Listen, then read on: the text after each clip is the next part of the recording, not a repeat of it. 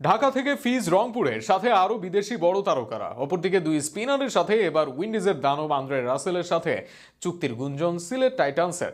রাজশাহী দলে নিয়েছে শান্তকে, তাসকিন সাইফের ঠিকানা ঢাকায়। অপরদিকে কিছুটা হতাশই করছে চট্টগ্রাম, তাদের সরাসরি সাইনিং এর নাম দিয়েছে সবাইকে হতাশা।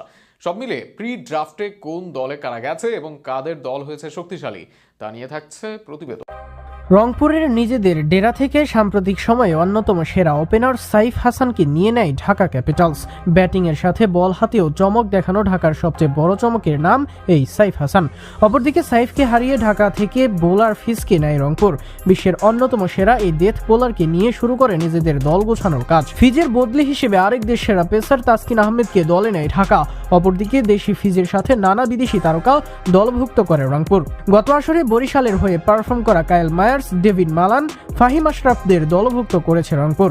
এর সাথে আছে রংপুরের হয়ে পারফর্ম করা আকিব জাভেদ, খুশদিল সাহারাব। এর বাইরে চট্টগ্রাম থেকে খাজা নাফিকে দলভুক্ত করেছে রংপুর। দলের দায়িত্বে আছেন জাতীয় দলের উইকেটরক্ষক ব্যাটসম্যান নুরুল হাসান সোহান।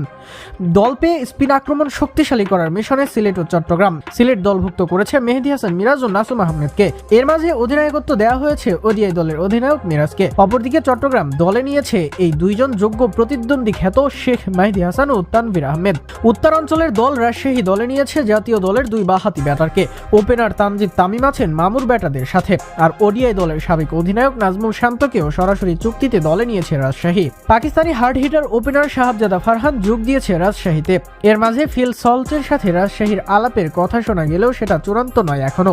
অপরদিকে উইন্ডিজ তারকা আন্দ্রে রাসেলের সাথে চুক্তির গুঞ্জন শোনা গিয়েছে সিলেট টাইটান্সের, তবে সেটাও চূড়ান্ত নয়। সব মিলিয়ে এখন পর্যন্ত শক্তিশালী সাইনিং রংপুরে নেই দ্বিধা। অপরদিকে সবচেয়ে বেশ হতাশা করা দলটার নাম চট্টগ্রাম।